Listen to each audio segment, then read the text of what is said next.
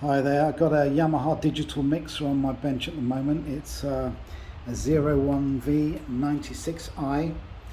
It's come in with faulty motorized faders, which is quite common on these because people don't cover them over after they use them, and the dust falls in there and gets into the faders.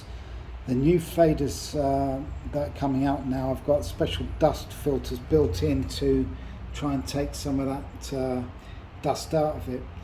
There is a test mode here for the faders, and to get into the test mode you just press the enter button, switch the unit on, and then once it boots up it will tell you whether you want to test the faders or not, and it will test and calibrate all the faders so you can see which ones are playing up and which ones aren't.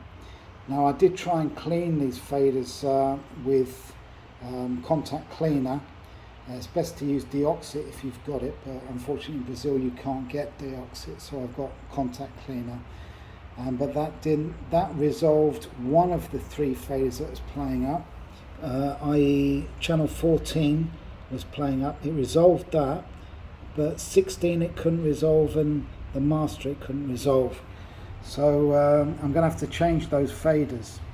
Now, that's not too bad a job. I've done this many times on 01V and 01V96. The main problem with this is that channel 6 had no input from the jack input, unbalanced input, and also the TRS input. So that's quite a major problem. You've got to take two boards to get it out.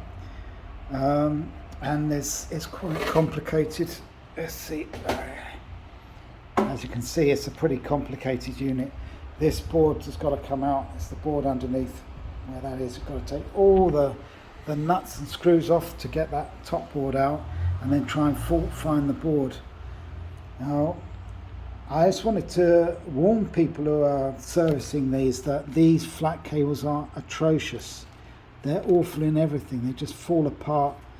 These backings here, they come unstuck in time, and the fingers get all twisted up. And you know, these are actually not too bad.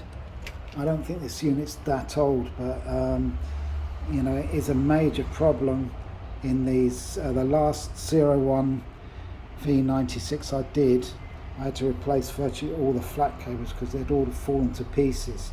But that one came from a church, and the church was a bit damp, so that's why they fell to bits. This one is I don't think he's had it for that long, the customer. He is a hire company, he lets these out. So this is extremely urgent. I'm just about to take a trip to England now, so this is the last unit I'm going to do before I take my little trip, and it's very urgent. Here is the base part of it here, actually on my bench. I've taken the top part off. I'm just about to put this on the floor now and put this top part on my bench so I can actually change the faders.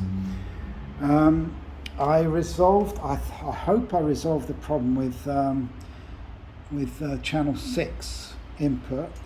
I found one of the op amps with a hole in it, so it's obviously had a seriously big input in there at one stage. I had to go and check all the surface mount resistors and capacitors and transistors in the signal path up until that chip to see whether they're okay. I replaced the chip with an equivalent. It was a 4570. I put in a 4580 in there. I think they're equivalents, hopefully, and I'm just going to hope for the best. If it's gone further than that chip and gone on to the A to D converters, then you know, I'm not going to be able to do this before I go away now. So anyway, that's basic rundown of the 01V96. Very complex unit to work on, but you know, you have to do these things sometimes as a service center. Thanks very much for watching.